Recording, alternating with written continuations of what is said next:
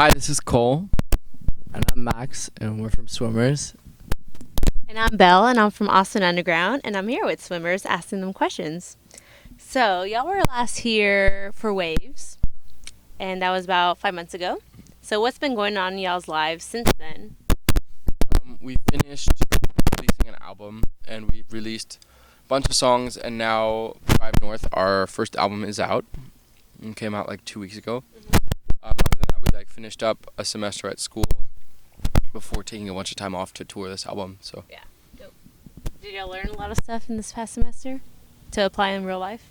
yeah, I think so. I learned a lot about movies and the white heteronormative patriarchy that governs the United States. Yeah, it does. Wait, what are y'all majors?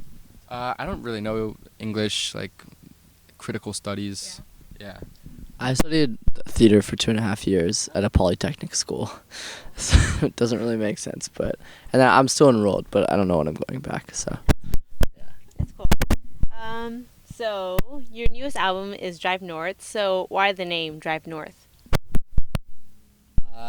basically, a lot of times in the music industry, when you're from California, people assume you're from LA, and we want people to know we're from Oakland, not from LA, and we kind of feel like LA gets a little bit too much attention, and it's important to represent where you're from, and we're really proud of where we're from, and we want to make it known that you can be from somewhere else and you can still create things and still have a successful band, or at least try to have a successful band. So that's kind of that's kind of what we wanted to push with one of the themes of the song, and yeah, I mean he wrote it. But the album in general, that's kind of the theme. Yeah. So this is y'all's third studio album, but with the first one with your new name, because y'all wanted to go more beach pop, right? Or beach. Wait, what do y'all want to go for? Well, we changed our name mostly just because we were kind of feeling like we were a new band and we needed to get a fresh start. We kind of fell out with our old guitar player and with our old record label, and we just we wanted to stop being confined to pop punk, and so we were just like, all right, let's just change our name and just start with a clean slate and see where it goes. Yeah. So what Yeah. type of genre or vibe do y'all feel right now? I kind of call it modernist. Okay. Because it's not quite punk, it's not just quite rock or surf pop, but it's we draw on every single influence that exists, because in growing up in the modern era, you have access to you have unrestricted access to every song ever recorded, and so that being the case, that's just seeped into our influences. So you hear influences from Tribe Called Quest and Nirvana at the same time on this album. Yeah, basically it's we took rock songs that would traditionally be recorded in a different way, and we, rather than putting most of the focus on guitars, we put a lot of focus on the low end, which not many rock bands do. What's the low end? It's you know how the bass and the bass drum, and we added a lot of bass, and the guy who mixed our record also mixed Frank Ocean's Channel Orange, so he's really into that kind of stuff. Yeah. So that just ended up happening with our record, and it made it sound super modern. Yeah. And I love it. That's cool. All right, so y'all work with Zack Carper for the new album, who's the lead of Fiddler, which is a dope band. So what was it like working with him? He was obviously the proof is in the pudding. He's a great producer, but he's also if you couldn't tell from his lyrics, he's a pretty weird, fucked up dude. Yeah, So definitely. he was. No, absolutely. It was kind of hard being in such close contact with him forever. Yeah, he would he had these weird recording tactics where he would turn off all the lights and kind of tell you really scary stories and try to make you feel really uncomfortable. And he had a paddle too. He made me cry every day. Really? Yeah. No, we're honestly kidding. He's the greatest guy. He's one of our friends. It was so fun. It was an experience for all of us. Let's just say that we recorded it in 3 weeks, and I don't think he slept for the entire 3 weeks, and he lived in the studio. It was crazy. But yeah, he's a great guy. We just like to mess around, and he is kind of nuts. He's a little bit cuckoo, Yeah. but that's like the best part about him. Yeah, all the geniuses are kind of nuts. So, on your newest album, you have a song about Miley Cyrus, which is awesome because she's like a total badass. But if you could have like a day to hang out with her, what would you do? I just found out that she got back together with that dude, Liam. That's fucked up. So I think, I mean, I don't know if I would hang out with both of them. You know what I mean? Okay, but if you could hang out with just her, like if she like ditched Liam for a second. I'd probably go to the zoo or something. She's really into animals. Yeah, I'd probably try to like make some music with her, or like make some trippy visuals with her. You know, make some art. It'd be cool to like just have a camera and just kind of like film her being Miley for a hot sec. I think that'd be really cool. Yeah, like a GoPro. Yeah. Yeah, that'd be cool. So you're the one that came up with the song, right? Yeah. Well, can you like say the story real quick? Yeah, so I used to write for Daily Californian, which is like the school newspaper at UC Berkeley, and they assigned me to write a paper about how she entered a movie into the porn film fest.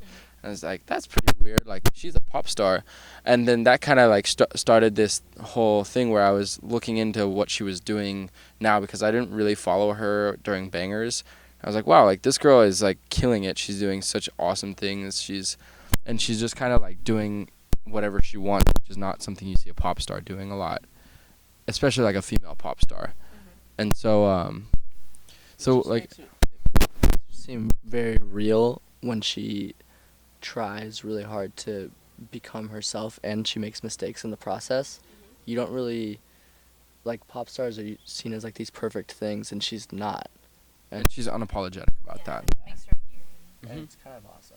Makes her a great role model, even though Yeah. that's not your typical role model, but Yeah. just like her being whoever she wants to be. It's great.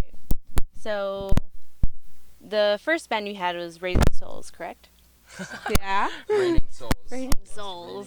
You did your research. I did my research. Me and my dog chilled out all day researching. But if you like go back in time, what advice would you give to like your first band?